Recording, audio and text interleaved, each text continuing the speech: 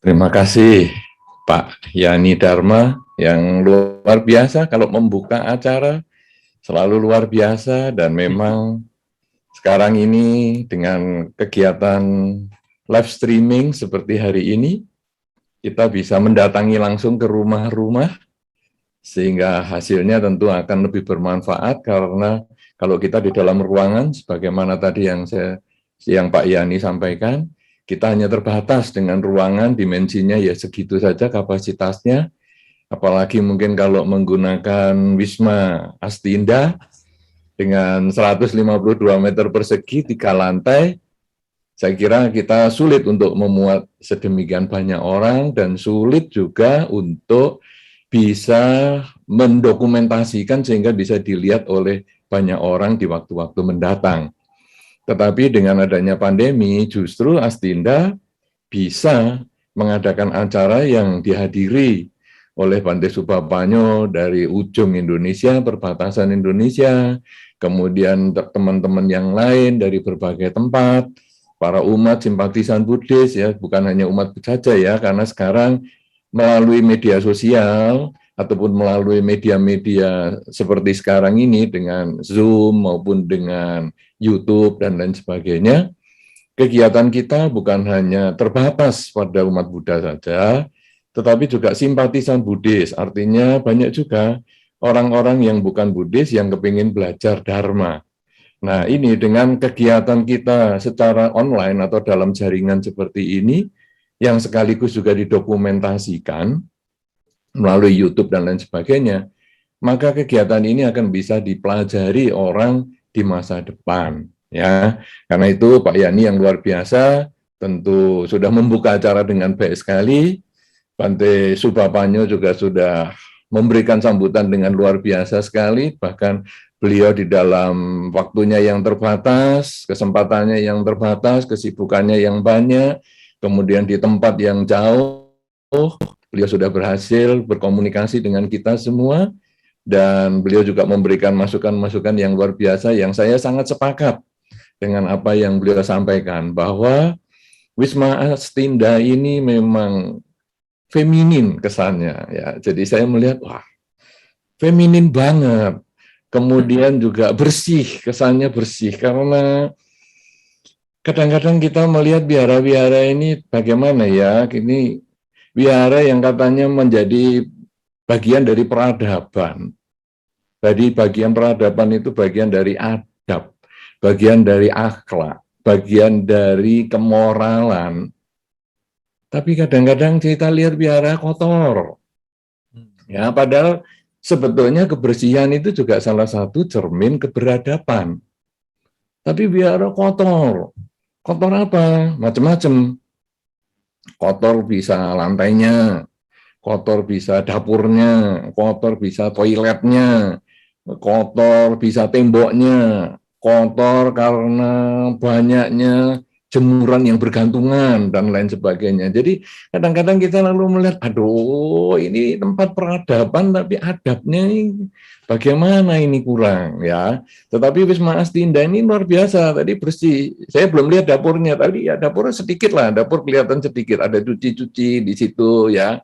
Bagus, bagus. Nah, kemudian saya lihat ada binatangnya, ada anjing. Saya tidak tahu apakah anjingnya ini sudah bisa diajarkan untuk buang kotoran di tempat yang tepat.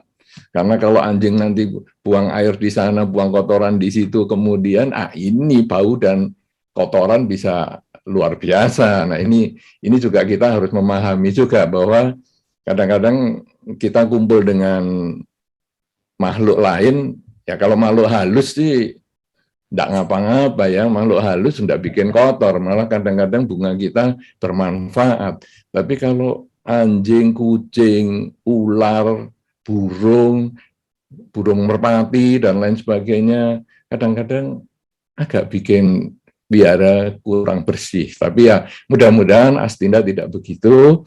Dan ini luar biasa, karena hari ini 16 November, ini pas 2 tahun. Wisma Astinda itu dibuat upacara peletakan batu yang tadi sudah luar biasa sekali, yang dibangun juga dalam 1 tahun lebih. Wah, saya melihat cukup bagus dan kemajuannya cukup bagus dan ini menyenangkan sekali karena memang satu organisasi yang besar butuh satu tempat, butuh satu kantor. Nah, kalau tadi Bante Subapanyu sudah menyampaikan, ini kantor yang pertama. Saya harapkan nanti akan ada kantor-kantor yang lain. Wah, ini kita harus dukung. Karena nanti Astinda di mana-mana punya tempat untuk tinggal, tempat untuk mengajar, tempat untuk mengelola diri. Ini tentu akan sangat luar biasa sekali.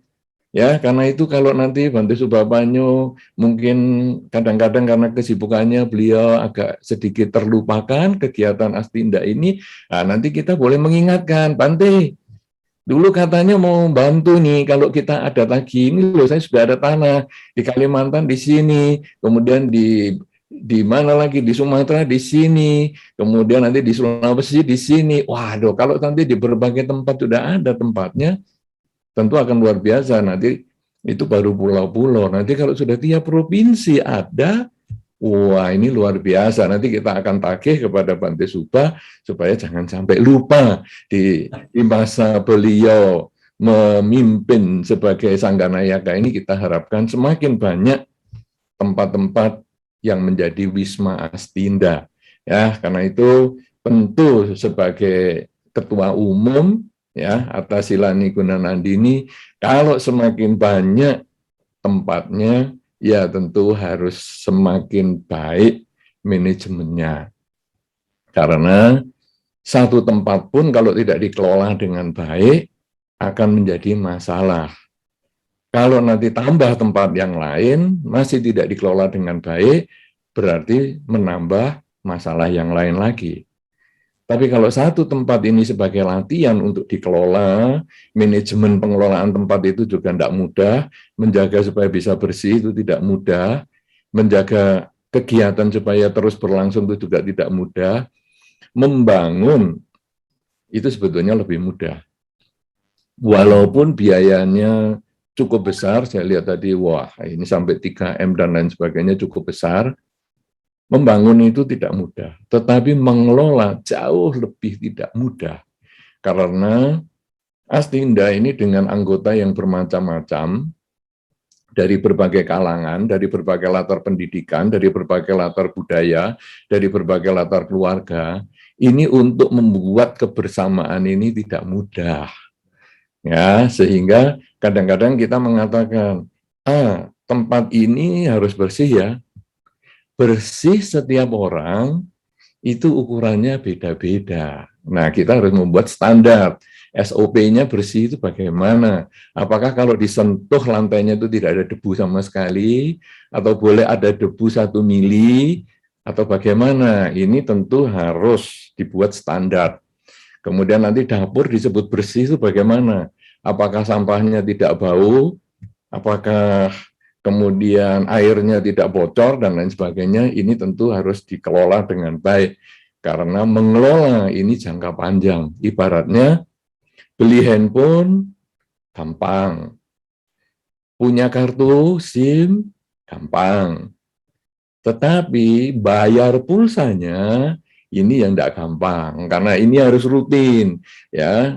Ibaratnya ngasih makan, ini pulsanya ini dikasih rutin, berbulan sekali atau apa harus rutin. Demikian pula merawat Wisma ini tidak mudah.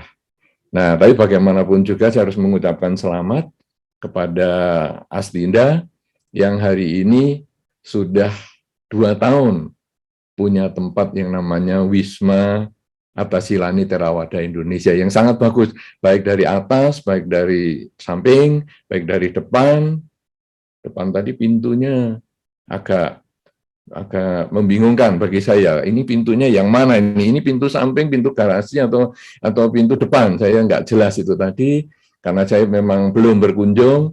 Nah, tapi saya sudah mengunjungi ini sekarang secara virtual, ya. Kemudian nanti kita lihat lagi kalau sudah semuanya bagus, dari samping, dari depan, dari atas, kemudian dilihat dari dalam tadi juga bagus sekali, ruang-ruangannya dan sebagainya, yang mudah-mudahan ini bisa menjadi kegiatan untuk pembinaan moralitas yang juga sebagai tanda peradaban mulia.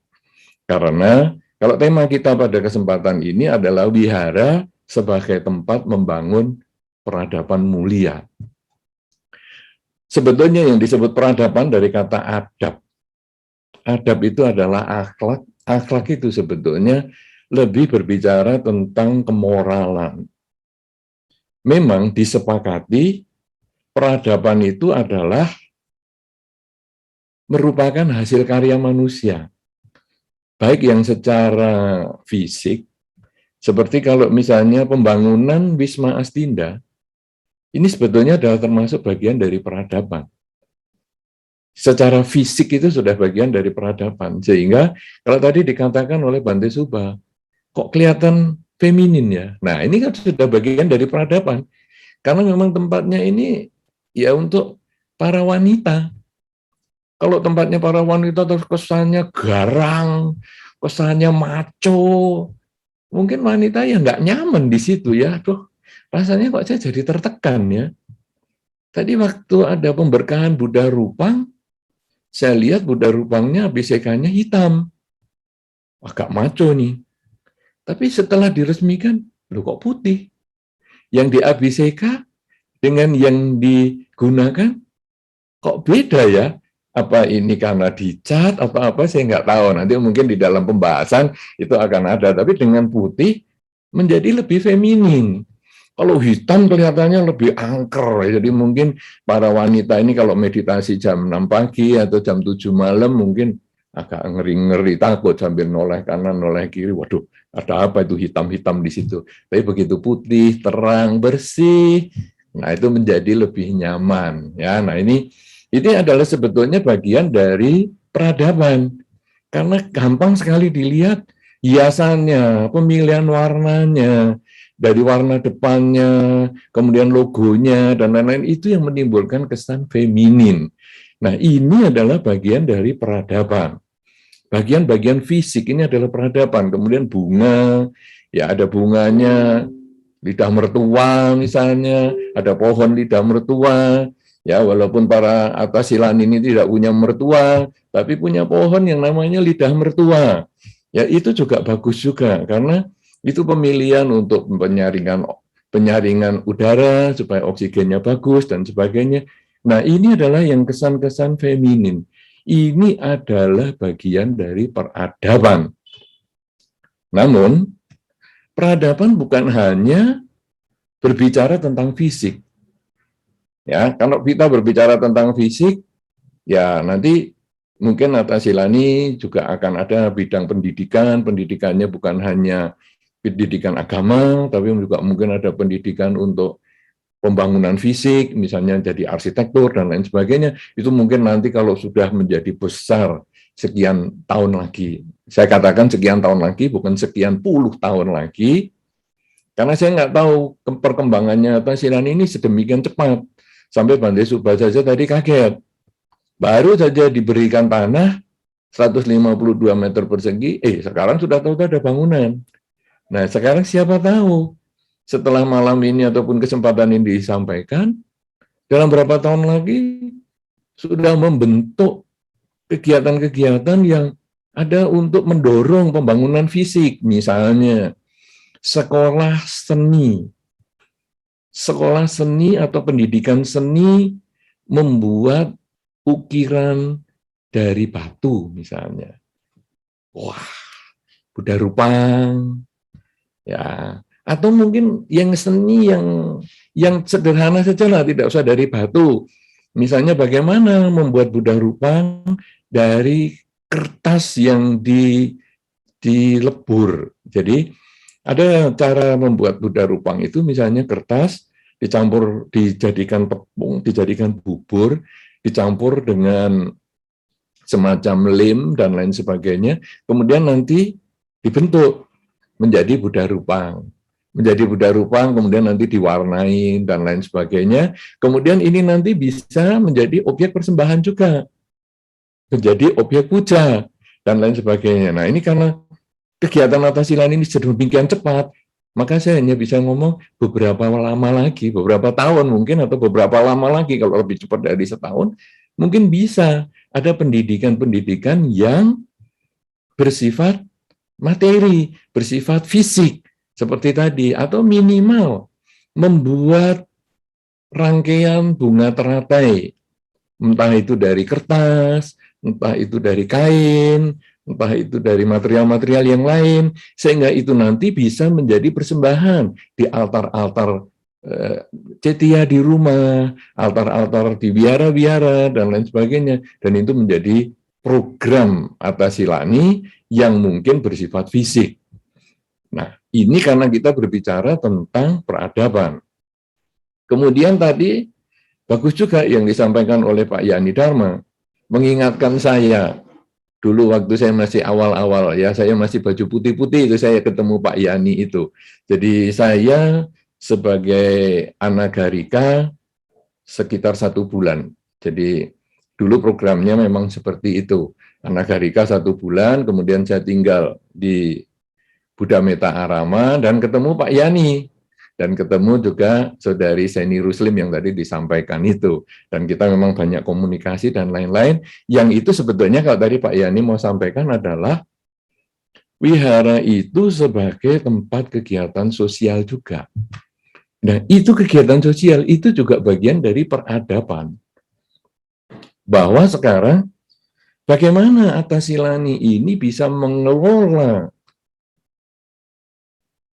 anak buahnya atau mengelola anggotanya untuk lebih mudah bersosialisasi. Kenapa? Karena mempunyai latar belakang yang berbeda, latar belakang pendidikan yang berbeda, latar belakang keluarga yang berbeda, latar belakang budaya yang berbeda. Ini kadang-kadang timbul ada rasa yang satu merasa kurang, aduh saya ini tidak bisa kalau seru begini, rasanya kok nggak mampu saya untuk nerima tamu. Nah itu ada yang seperti itu. Ada juga nanti Atasilani yang mungkin berlebihan. Semua sini saya urusnya. Tamu-tamu sini semua, diskusi sini, ceramah sini, semua saya yang ngurus. Saya punya kemampuan itu semua. Nah, ini ya ada yang seperti itu. Ada yang biasa-biasa. Nah, dari 3 kelompok ini, ada yang berlebihan, ada yang biasa, ada yang minder. Nah, ini nanti harus diciptakan atau harus disusun satu manajemen, satu sistem untuk melakukan pembinaan. Sehingga yang kurang merasa, aduh saya kok rasanya tidak mampu. Nah ini harus dibangkitkan semangatnya. Ayo kamu belajar bersosialisasi. Coba kamu sekarang nerima tamu, anak-anak dulu. Aduh aku nggak bisa, dicoba. Nah ini dikasih kesempatan. Apalagi nanti ini kalau sudah ada Wisma Atasilani di satu kota, di kota yang lain, di provinsi yang lain, ini nanti akan menjadi satu benang merah bahwa ada satu komando yang sama. Ibaratnya kalau ada restoran, buka franchise, ini rasanya sama. Dari yang pusat, franchise-nya di sini, di kota ini, di provinsi ini, di kabupaten itu, di desa sana, sama rasanya. Cara pelayanannya sama. Jadi ini ada manajemennya. Bukan ngasal. Nah, kalau cuma seragamnya yang sama, potongan rambutnya sama, caparitannya sama, tapi manajemennya acak-acakan. Nah, ini nanti sama dengan franchise makanan tadi. Franchise makanan ayam goreng misalnya. Di tempat yang kota lain, franchise ayam gorengnya ini seragamnya sama, logonya sama, tapi gorengnya ada yang mateng, ada yang kosong. Kemudian di kota itu karena orangnya seneng, misalnya kalau di Jawa Timur, seneng pecel misalnya. Ini franchise ayam goreng ini terus jualan pecel. Nah ini kan kacau. Loh ini bagaimana ini? Franchise ayam goreng mereknya sama, di pusatnya nggak jualan pecel, di sini jualan pecel. Nah kemudian di Jawa Tengah nggak sedia pecel, tapi sedia gudeg misalnya. Loh ini kan jadi kacau. Nah ini harus ada manajemen. Makanya mumpung masih satu tempat, diatur. Nah, ini karena bagian dari peradaban juga, tapi masih peradaban yang masih bersifat sosial. Kalau tadi kita sudah berbicara tentang materi, tentang fisik, peradaban fisik, kemudian peradaban sosial, yang kita juga harus ada manajemennya seperti ini, sehingga nanti di mana saja kalau ketemu Atasilani, senyumnya kurang lebih sama, ketulusannya maksud saya. Kalau senyumnya harus diukur, ini berapa senti, lah kan bibir orang nggak sama ya, bibir orang ada yang lebih lebar, ada yang sempit. Nah kalau semua harus 15 senti, kan kacau, yang sempit dibuka kan ya nggak bisa, yang lebar kok 15 bagi saya kurang, saya ini 30, karena dari kuping ke kuping bibir saya kan susah. Nah jadi tapi gaya senyumnya, ketulusannya. Anda lihat, kalau sekarang Anda menaik, kalau nanti sudah waktunya, kalau belum pandemi dulu ya, atau nanti sudah selesai pandemi, Anda naik pesawat. Ada salah satu maskapai penerbangan, itu cara pramugarinya, tiap kali kita naik pesawat itu, cara pramugarinya menyambut, standar. Cara tubuhnya, itu gesturnya, tubuh itu, bahasa tubuhnya sama, cara senyumnya sama, ketulusan wajahnya sama, sorot mata tulusnya sama. Lah ini ada pelatihannya, sehingga mungkin nanti Atasilani di dalam program untuk peradaban yang bersifat sosial, mungkin harus mengundang orang-orang yang punya kemampuan mengajarkan tentang kegiatan untuk membawa diri, rasa percaya diri, untuk bagaimana mengaktualisasikan diri. Nah ini harus ada diundang seperti itu, sehingga nanti diajarkan bagaimana sih punya pandangan mata yang tulus, bagaimana sih punya senyum yang tulus, bukan senyum yang munafik, senyum yang dipaksa, senyum yang dibuat, ini kan ada. Nah, jadi kalau kita sudah berbicara tentang fisik, pembangunan, yang tadi bisa dituangkan dalam misalnya mengadakan pelatihan-pelatihan, membuat rupang, membuat hiasan-hiasan di altar, membuat dupa misalnya, dan lain sebagainya.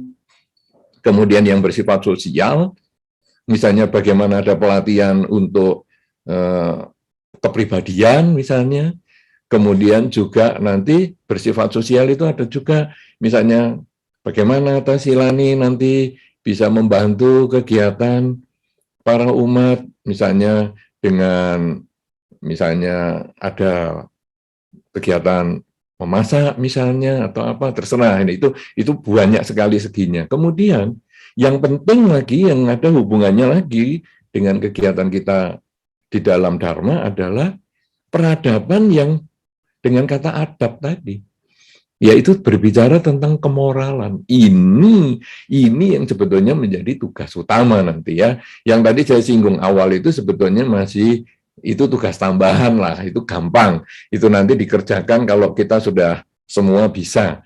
Tapi nanti ini tugas utama adalah bagaimana meningkatkan peradaban, meningkatkan adab, meningkatkan akhlak, meningkatkan kemoralan untuk diri sendiri maupun lingkungan.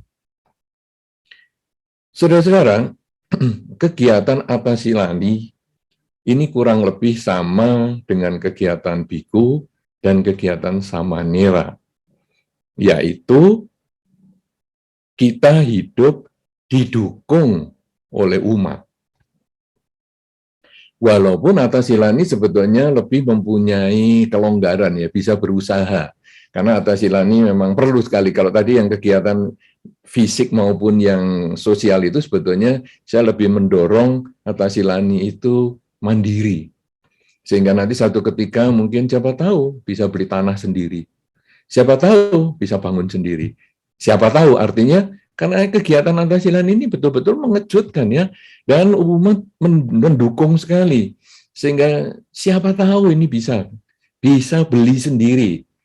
Nah, sekarang bagaimana ini?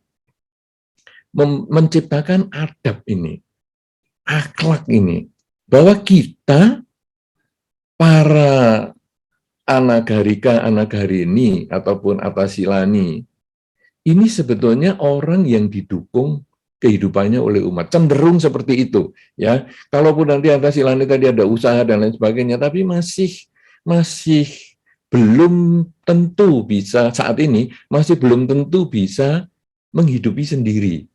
Nah, sekarang ada pikir, gimana ya? Saya usaha untuk yang mandiri nih sekarang. Nah,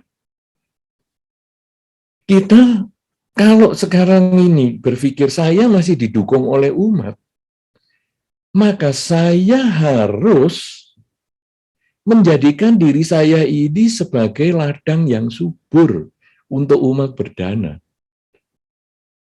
Karena kalau umat sudah percaya kepada kita, tapi kemudian kita menyia-nyiakan kepercayaan umat, maka kita sesungguhnya menjadi orang yang gampang mengubah keyakinan orang, menurunkan keyakinan umat. Karena begitu kita sudah jadi idola, begitu kita sudah dipercaya, loh, kok kelakuannya gitu? Langsung keyakinan, kepercayaan yang demikian kuat itu pecah dan sulit sekali dikembalikan. Nah, kita kemudian lalu merenung, kalau saya sudah dikasih makan oleh orang yang nggak kenal sama saya sekalipun, saya sudah didukung kehidupan saya oleh orang yang nggak kenal saya sekalipun, maka sekarang tugas saya adalah saya harus meningkatkan kualitas diri saya dulu. Saya harus menjaga pikiran saya yang positif. Saya harus menjaga ucapan saya yang positif. Saya harus menjaga kelakuan saya yang positif.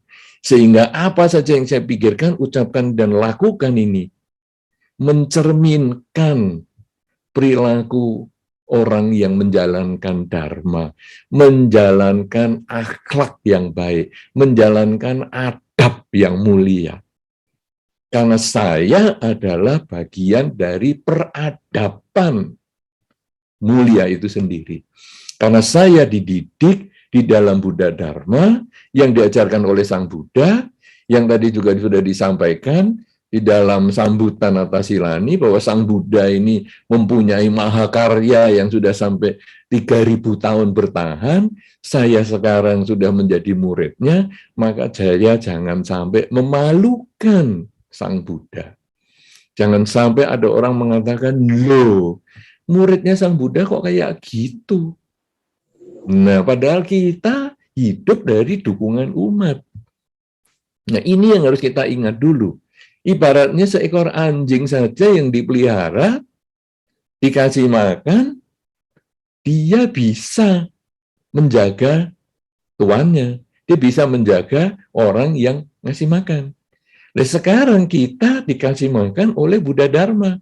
Kita diberi hidup oleh Buddha Dharma. Maka kita harus menjaga sikap kita, perilaku kita, cara berpikir kita untuk keluhuran Buddha Dharma. Sehingga orang melihat apa yang kita lakukan menjadi cerminan Dharma.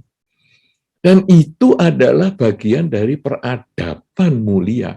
Nah, kalau kita sudah menjadi bagian dari peradaban mulia, maka orang kemudian lalu melihat. Orang lalu melihat, orang lalu mencontoh.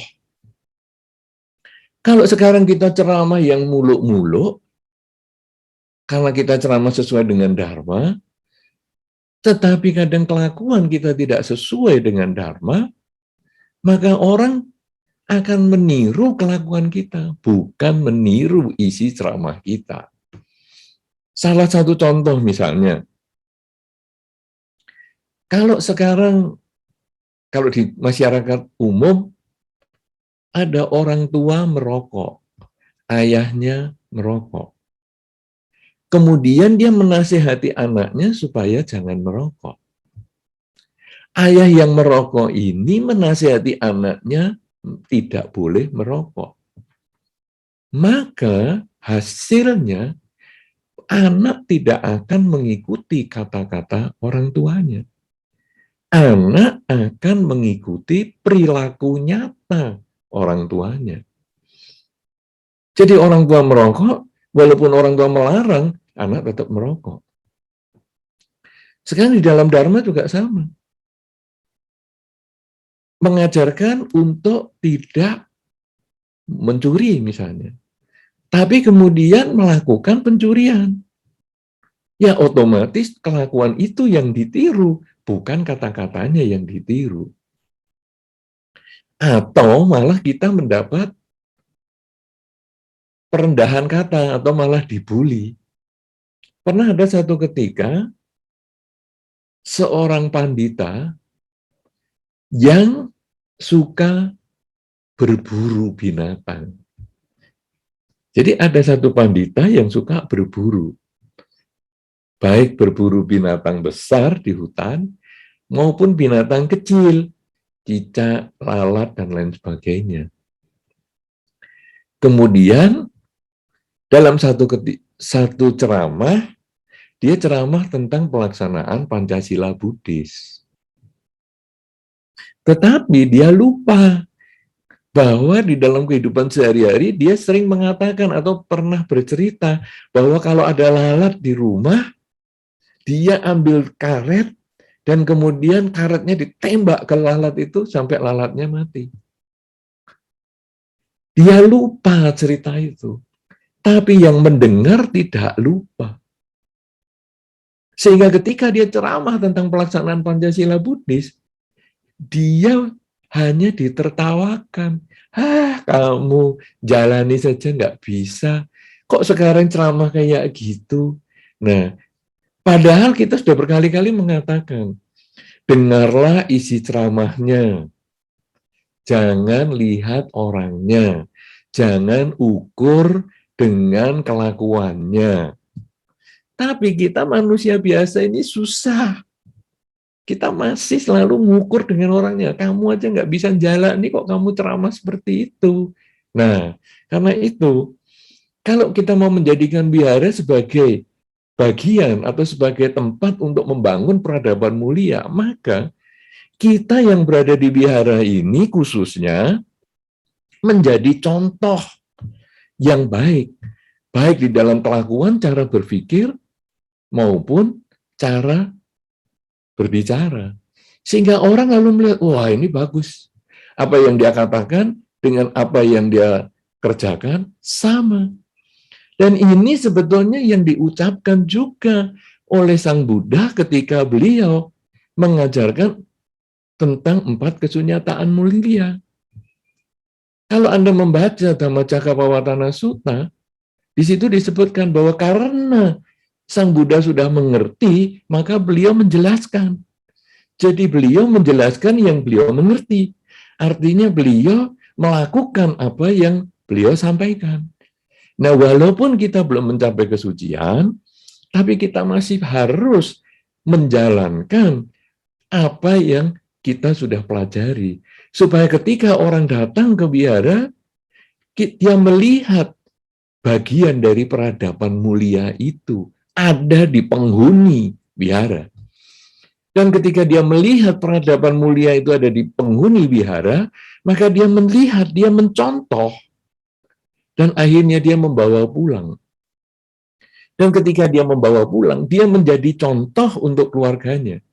Dia menjadi contoh untuk pasangan hidupnya. Dia menjadi contoh untuk anak-anaknya. Dia untuk menjadi contoh teman-temannya. Dan akhirnya keluarga dia menjadi keluarga yang beradab. Keluarga yang berakhlak. Yang akhirnya keluarga dia menjadi contoh untuk keluarga-keluarga di sekitar dia. Kalau lebih banyak keluarga-keluarga di sekitar dia yang beradab, yang berakhlak, maka nanti ada satu masyarakat yang beradab. Ketika masyarakat yang beradab ini menjadi satu contoh, misalnya kalau di Wisma Attasilani Astinda ini nanti wismanya ini ada di Tangerang misalnya, kita ambil contoh di situ dulu, kemudian ada di sekitar Tangerang ini, kemudian banyak umatnya yang berakhlak, banyak umatnya yang beradab, punya peradaban mulia, maka akan dicontoh oleh kelompok-kelompok yang lain, bahkan dari provinsi-provinsi yang lain. Mungkin bukan hanya Tangerang saja, mungkin juga nanti dari Depok, mungkin juga nanti dari Bogor, mungkin juga nanti dari Bandung, mungkin makin lama makin luas sampai Jawa Tengah, makin luas sampai Jawa Timur, makin luas sampai Bali, sampai luar pulau dan lain sebagainya. Maka terbentuklah upaya membangun peradaban mulia itu. Jadi peradaban mulia itu bukan dari luar kita minta, tapi dimulai dari kita yang berada di wihara. Karena wihara sebagai tempat untuk membangun peradaban mulia, menjadi contoh bahwa kita yang tinggal di wihara sudah minimal belajar beradab. Nah, belajar beradab ini bagaimana kalau di dalam Dharma? Belajar beradab itu satu hal. Tadi kalau kita untuk memotivasi tadi adalah dengan saya ini kan hidup dari pemberian umat. Karena itu sekarang saya harus memberikan manfaat yang terbanyak untuk umat. Memberikan kebahagiaan untuk umat semaksimal mungkin. Nah sekarang, bagaimana supaya kita lebih beradab lagi? Nomor satu, kita harus punya keyakinan kepada Dharma. Punya keyakinan kepada Buddha, Dharma, dan Sangha, kepada Triratna. Bahwa jalan yang saya tempuh ini sudah cocok dan saya harus lanjutkan. Karena jalan inilah yang mengantar saya menuju pada kebahagiaan. Jalan inilah yang mengkondisikan saya menjadi orang yang lebih baik. Nah, keyakinan ini muncul dari mana? Keyakinan ini banyak kita dapatkan dari kita belajar dari para senior misalnya. Jadi, wihara kita buka untuk kegiatan diskusi Dharma. Apakah itu secara offline, secara langsung, ataupun secara dalam jaringan, kita buka. Sehingga nanti ada pencerahan-pencerahan baru yang menimbulkan keyakinan. Wih, nggak salah, aku pilih Buddha, Dhamma, dan Sangha sebagai pelindungku. Karena walaupun kita belum praktek terlalu banyak, tapi kalau kita sudah dapat masukan-masukan, baik dari diskusi, mungkin buku-buku, ya. Kalau tadi saya lihat, mungkin perpustakaan yang belum ada di Wisma Astinda, walaupun ada mungkin masih perpustakaan pribadi, ataupun karena tadi di beberapa ruang rasanya belum disebutkan adanya perpustakaan. Nah, kalau nanti kita bisa ada buku-buku, atau mungkin kita cari secara online, karena sekarang gampang sekali. Kita search di Google, kemudian kita secara online mau mencari tentang Triratna misalnya, Tiratana, gampang sekali. Jadi kita sudah bisa mencari dengan baik sekali. Saya nggak tahu apakah di Astinda, di Wisma Astinda ini sudah dilengkapi dengan fasilitas Wi-Fi misalnya, dari lantai 1, 2, dan 3, sehingga bisa gampang sekali untuk mendapatkan materi-materi pelajaran, dan lain sebagainya. Nah, ini tentu akan bisa meningkatkan keyakinan kita. Nah, kalau keyakinan kita sudah ada, maka kita terdorong untuk melaksanakan Dharma. Yang paling sederhana, dan itu di dalam lingkup kita, itu melaksanakan kemoralan. Dan inilah akhlak. Kemoralan adalah akhlak. Akhlak adalah adab. Adab adalah peradaban. Asal kata dari peradaban itu. Kemoralan. Kalau Antasilani 8, karena Atta 8, kemoralan. Kemudian kalau Samanera 10, kalau Biku 227, umat 5. Masing-masing coba jalani. Karena masing-masing walaupun umat harus mendorong dirinya untuk punya keyakinan kepada Buddha, Dhamma, dan Sangha atau Tiratana. Kemudian umat juga harus mendorong dirinya untuk melaksanakan 5 latihan kemoralan.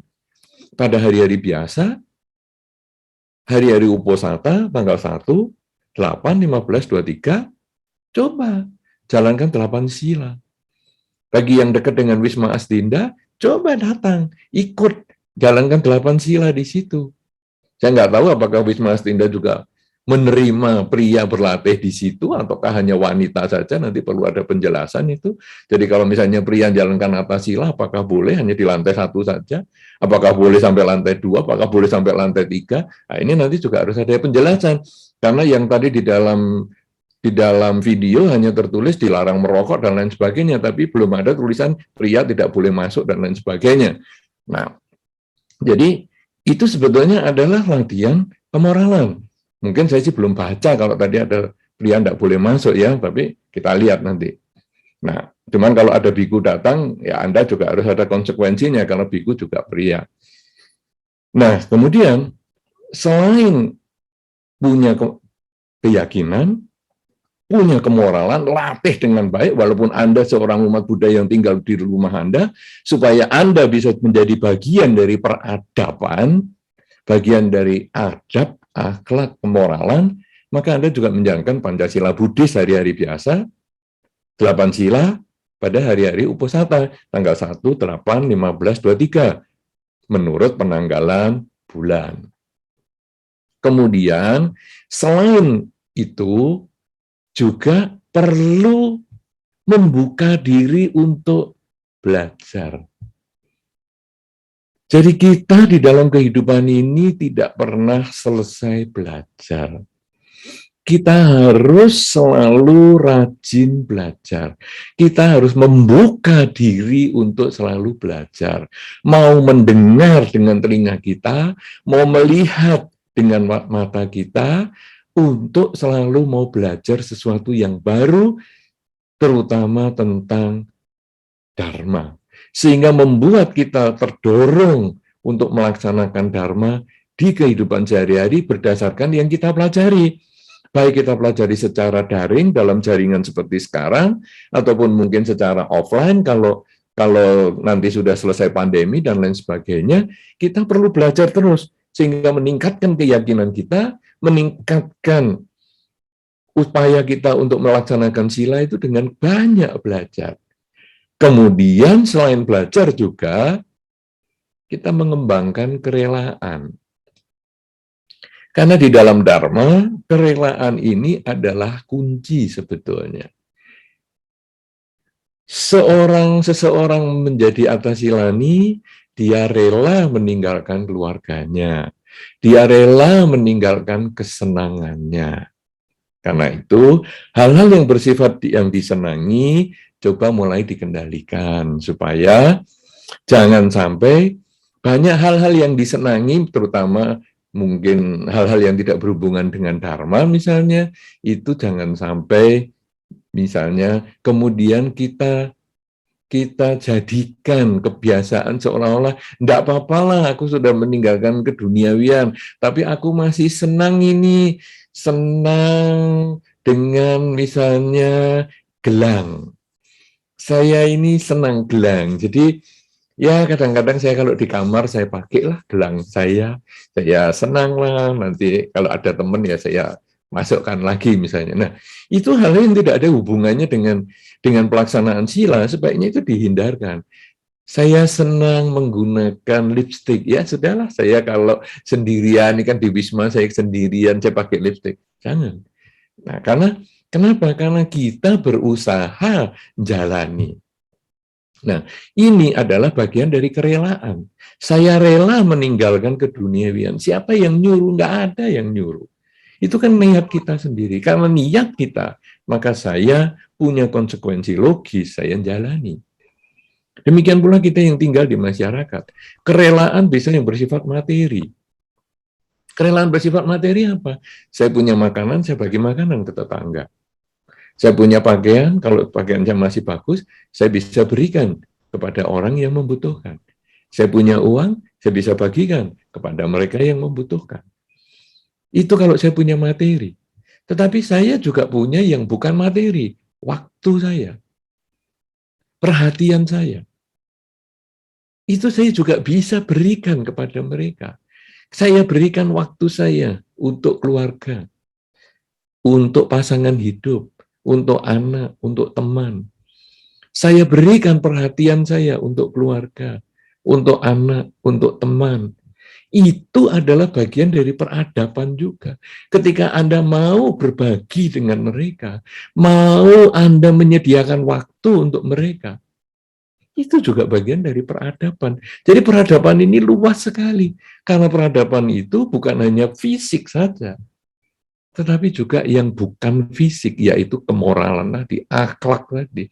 Dan yang termasuk akhlak adalah punya keyakinan kepada Triratna, kalau di dalam Dharma, punya kemoralan, punya kemauan untuk belajar, punya kedermawanan, kedermawanan berupa materi maupun yang bukan materi, dan akhirnya punya kebijaksanaan.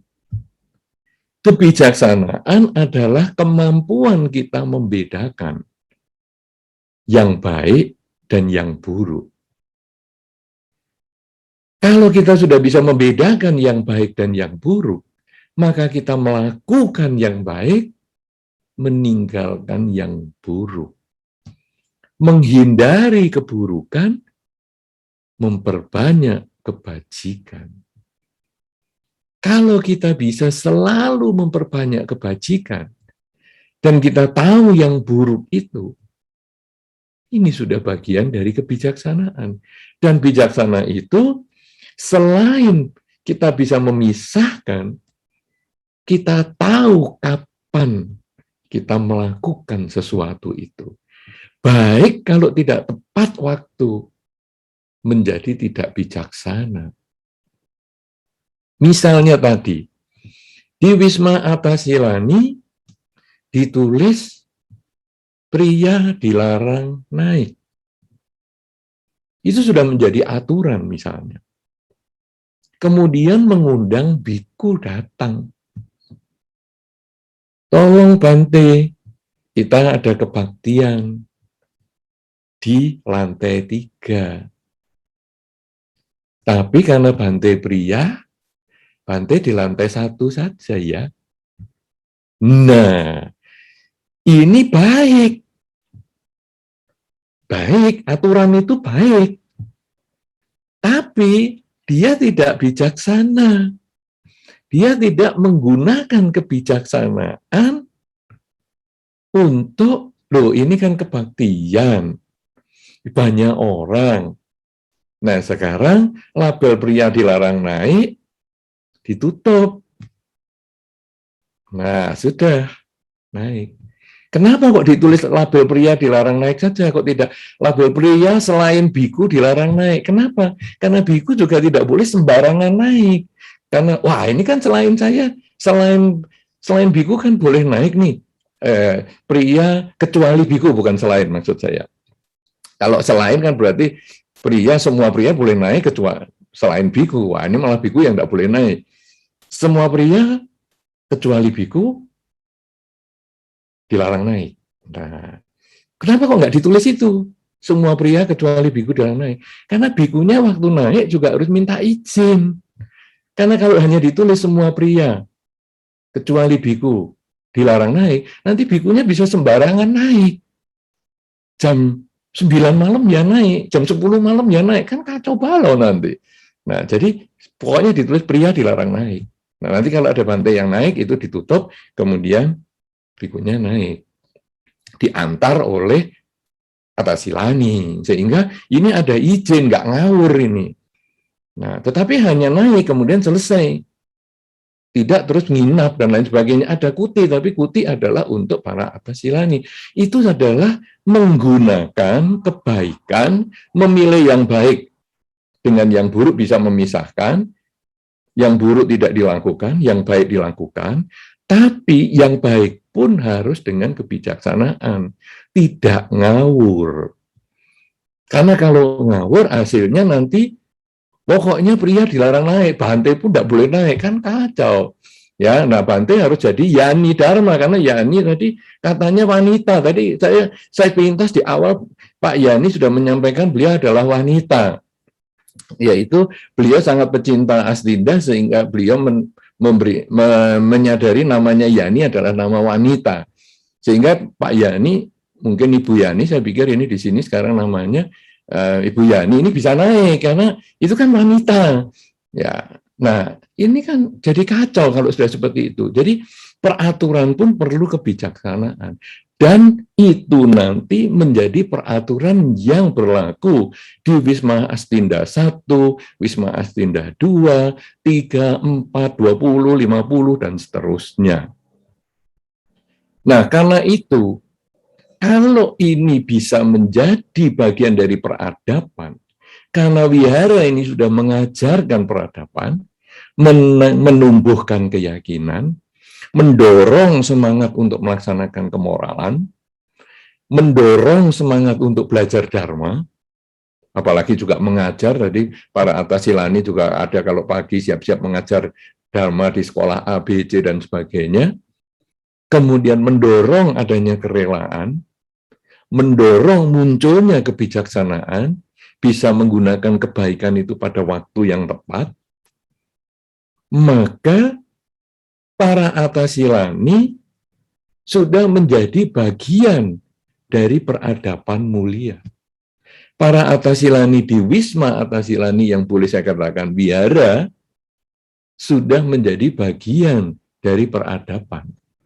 Menjadi contoh peradaban, contoh nyata peradaban yang nanti akan ditiru oleh para umat yang bertemu, yang akhirnya para umat di rumah juga mempunyai keyakinan yang kuat pada Triratna, Buddha, Dhamma, dan Sangha, punya dorongan yang kuat untuk melaksanakan kemoralan, minimal 5 sila kalau umat tidak membunuh, mencuri, berzina, bohong, dan mabuk-mabukan, kemudian ditambah dengan 3 sila lainnya setelah jam 12 berpuasa, kemudian tidak menyenangkan dirinya dengan berbagai tontonan dan wewangian, kemudian juga tidak duduk dan berbaring di tempat yang relatif mahal misalnya, mewah misalnya.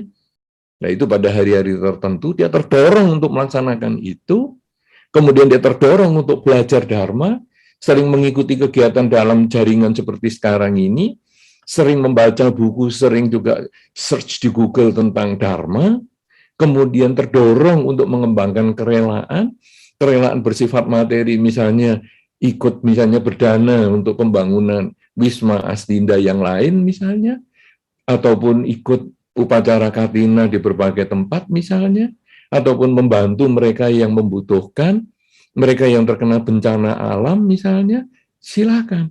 Dan akhirnya umat juga terdorong untuk berlatih bijaksana, bisa memilih yang baik dan bisa menggunakan kebaikan ini dengan tepat. Kalau sudah demikian, maka Wisma Astinda ini dihuni oleh orang-orang yang beradab, orang-orang yang memiliki peradaban mulia, yang menjadi contoh untuk masyarakat di sekitarnya. Masyarakat yang di sekitarnya ini, kalau dia terus mengelola dirinya dengan baik, menjadi orang yang beradab, maka dia bisa menjadi contoh untuk pasangan hidupnya, keluarganya, tetangganya. Sehingga akan banyak keluarga-keluarga di lingkungannya yang melakukan peradaban yang sama, yaitu memiliki keyakinan, kemoralan, kemudian keinginan belajar, kemudian kedermawanan, dan juga kebijaksanaan. Dan ini kalau bisa dimiliki oleh salah satu anggota, salah satu masyarakat, kelompok masyarakat seperti ini, dan diikuti oleh masyarakat-masyarakat yang lain, maka terciptalah bangsa yang beradab. Karena bangsa adalah kumpulan dari anggota masyarakat-masyarakat ini, kelompok-kelompok masyarakat ini. Kalau bangsa Indonesia beradab, karena kita semua sudah melaksanakan latihan yang seperti yang kita sudah sampaikan, sehingga berubah perilaku kita menjadi lebih baik, berakhlak, maka bisa menjadi contoh untuk bangsa-bangsa lain di dunia, sehingga bangsa-bangsa lain di dunia pun akan menjadi bangsa yang beradab. Dan terciptalah peradaban dunia.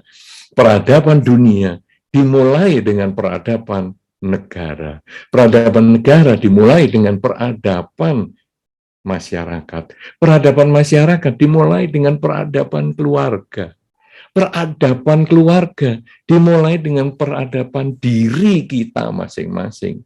Dan peradaban diri kita masing-masing, salah satunya bisa kita dapatkan di wihara. Sehingga wihara sebagai tempat untuk membangun peradaban mulia memang tepat sekali, apalagi kalau dihuni oleh mereka-mereka yang memang menjalankan adab, akhlak, kemoralan yang baik.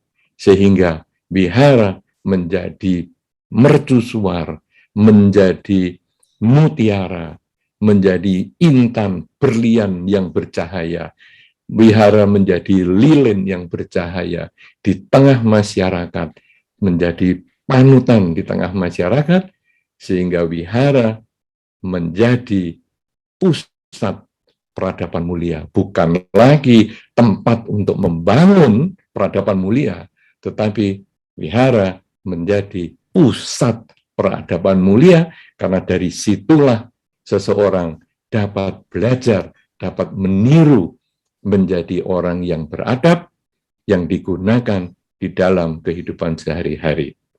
Selamat untuk para anggota Atasilani Theravada Indonesia yang telah memiliki wisma yang sangat indah, yang sudah 2 tahun sejak peletakan batu pertama, dan dalam usia yang singkat seperti yang Bante Subha sampaikan, dalam 4 tahun usia Astinda sudah memiliki tempat yang demikian indah. Semoga dengan bertambahnya usia Astinda, bertambah pula pengabdiannya, bertambah pula kebijaksanaannya, bertambah pula peradabannya, sehingga Astinda menjadi salah satu mercusuar lilin keperadaban yang menjadi contoh bersama-sama dengan Sangga Theravada Indonesia, bersama-sama dengan Magha Budi Wandani serta anggota KBTI yang lain untuk menjadi pusat peradaban masyarakat yang mulia. Semoga hal yang disampaikan dalam kesempatan ini memberikan manfaat, memberikan semangat untuk kita lebih memiliki keyakinan kepada Buddha Dharma dan melaksanakan Buddha Dharma dalam kehidupan sehari-hari, sehingga kita menjadi berbahagia, keluarga kita menjadi bahagia, lingkungan kita menjadi bahagia, semua makhluk, baik yang tampak maupun yang tidak tampak, akan selalu berbahagia. Semoga semua makhluk berbahagia. Terima kasih. Namo Buddhaya, Sautihotu. Selamat malam, Bante. Saya Michael Antonio dari Balikpapan. Saya ada 2 pertanyaan. Pertanyaan yang pertama, bagaimana menjadi umat Buddha yang dapat menumbuhkan kemuliaan dari wihara? Lalu pertanyaan kedua, apakah dengan hidup atau bertempat tinggal di wihara, kita menjadi mulia? Oh, bagus. Ya, Michael, terima kasih pertanyaannya. Langsung dijawab aja, Bante ya. Mohon izin ya. Boleh. Baik, silakan Bante. Ya, menjadi mulia itu bukan karena tempat ya. Jadi ini saya menjawab yang pertama, yang kedua dulu. Jadi apakah dengan tempat di wihara bisa jadi mulia? Enggak.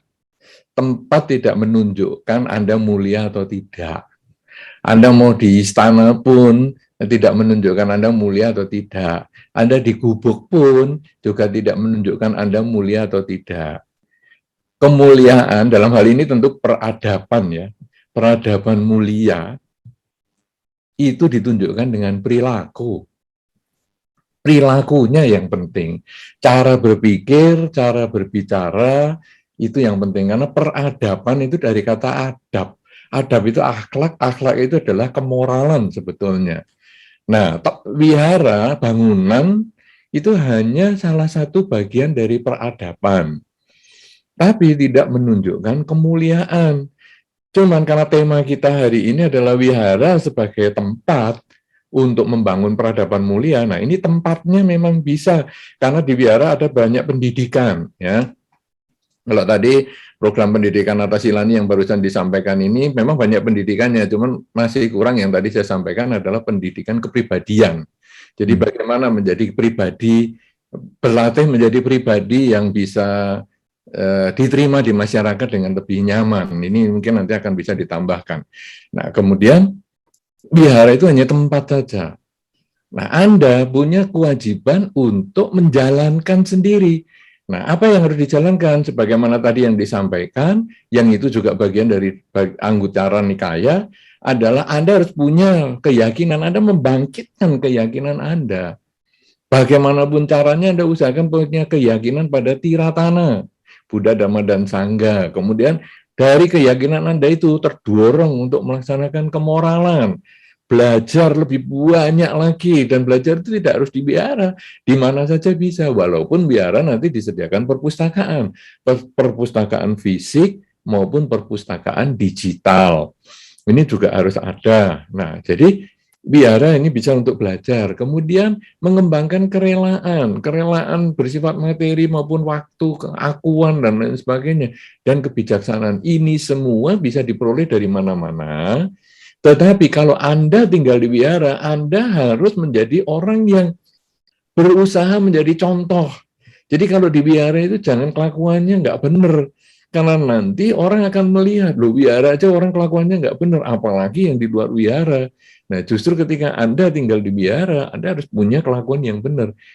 Nah kalau tadi ada anak-anak dilatih untuk tinggal di wihara, dilatih dengan berbagai kegiatan supaya dia tahu bagaimana caranya tinggal di wihara. Nah, itu diharapkan supaya nanti setelah dia terbiasa punya kelakuan yang baik, punya ucapan yang baik, punya cara berpikir yang baik, itu nanti terbawa sampai ke rumah. Jadi peradaban mulia tadi sudah dididik di Wisma, kemudian dibawa ke rumah. Dan ke rumah mungkin akan ditiru orang tuanya, ditiru kakaknya, ditiru adiknya. Nah, itu akan sangat bermanfaat. Jadi, Anda melihat wihara itu sebagai tempat berlatih saja. Nah, kemudian pertanyaan Anda, bisa nggak saya ke wihara menumbuhkan itu? Bisa kalau Anda mau belajar. Tapi kalau tidak mau belajar, ya sama saja, walaupun tinggal di wihara ya tidak akan ada manfaatnya, karena dari dirinya tidak mau belajar. Di dalam Dhamma disampaikan, kita yang diharapkan seperti lidah, yang begitu kena sayur, sudah bisa merasakan sayurnya asin, manis, pedas, dan lain sebagainya. Jangan seperti sendok, direndam sehari semalam, direndam 1 minggu dengan sayur pun, tidak bisa merasakan. Kita kalau jadi sendok, tinggal di wihara puluhan tahun juga tidak merasakan manfaatnya. Kelakuan kita tetap jelek, ucapan kita tetap kasar, cara berpikir kita tetap negatif. Tapi kalau kita ini seperti lidah, baru tinggal semalam 2 malam saja, kita sudah memiliki adab yang baik. Nah, itu tadi yang Anda katakan, dengan pergi ke wihara, kalau Anda bisa seperti lidah yang belajar mengenali dan mempraktekkan dharma, menjadi kebiasaan hidup Anda, maka Anda bisa menjadi orang yang beradab. Beradab pun beradab yang mulia. Begitu ya, pas pertanyaannya. Ya, cukup ya Michael ya. Terima kasih. Terima kasih Bante. Sama-sama. Ya, sering-sering ke wihara. Tapi di wihara ataupun bukan di wihara, tetap berucap, berpikir, dan berbuat yang baik. Begitu kira-kira Bante ya. Betul. Ya, kemudian ada yang raise hand, Atasilani Nimanawasini. Silakan. Ada di mana nih sila satu? Saya di Silakan, Batu. Terima kasih atas kesempatannya Pak Yani. Oh, iya baik. Terima kasih Bante, selamat malam. Saya Atasilani Nimanawasini Bante. Terima kasih atas penjelasan yang sangat menarik dan sangat menginspirasi Bante. Ya, saya di sini izin bertanya Bante. Sebagai seorang Atasilani, seperti yang tadi disampaikan oleh Bante, harus memiliki kemampuan bersosialisasi yang baik begitu. Dan tentunya kan harus percaya diri begitu Bante. Menurut Bante bagaimana atau dari mana kita bisa mulai agar memiliki kemampuan-kemampuan seperti itu Bante? Demikian, terima kasih Bante. Ya. Ya, silakan Bante meningkatkan PD ini. Ya, sekarang begini ya. Kita itu manusia, jangan hanya melihat ke atas yang membuat kita menjadi rendah diri. Melihat orang yang punya kelebihan dibandingkan kita, itu membuat kita rendah diri. Jadi aduh, si A ini punya ini, si B itu pinter itu, kita jadi rendah diri. Dan kita kalau terus dimasuki pola pikir seperti itu, kemana-mana kita menjadi rendah diri, karena kita menggunakan ukuran orang yang lebih tinggi dari kita. Atau kita gampang melihat orang yang lebih rendah dari kita. Si C itu kayak gitu, si D kayak gitu. Kecil lah dia. Kita menjadi orang yang sombong. Nah, rendah diri dan sombong ini bukan sikap yang tepat untuk seseorang, apalagi sebagai biharawan, biharawati. Kita hendaknya di dalam masyarakat, kita harus punya pengertian yang seimbang, bahwa diri kita ada yang lebih tinggi di antara diri kita, tapi juga ada yang lebih rendah. Sehingga kita ini biasa saja. Kita juga punya kekurangan dan kelebihan. Orang lain juga punya kekurangan dan kelebihan. Ini yang kita tanamkan di dalam diri kita, sehingga kita kemana saja kita pergi, kita punya keyakinan pada diri kita sendiri. Kenapa? Karena memang dia punya kelebihan dibandingkan saya. Misalnya dia punya rambut, dia kan jelas kelebihan dibandingkan saya. Tetapi saya punya kelebihan yang lain.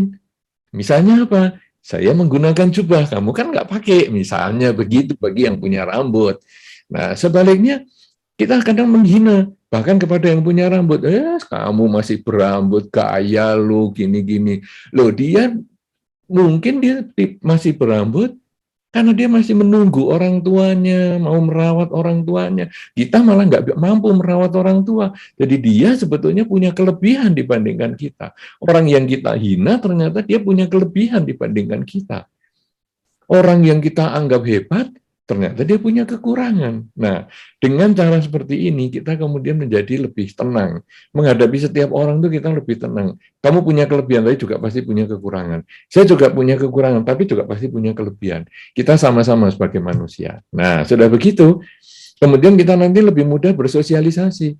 Karena sosialisasi itu kita merasa minder, itu karena kita ketemu orang yang kita anggap lebih hebat. Atau kita merasa ada gunanya saya bertemu orang yang lebih rendah. Padahal orang yang lebih hebat, lebih rendah, itu sama saja. Mereka punya kekurangan dan kelebihan sama dengan kita.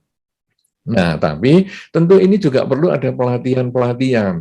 Yang tadi saya sudah sampaikan di dalam bidang pendidikan, nanti di Astinda, itu juga mungkin perlu ada belajar rasa percaya diri.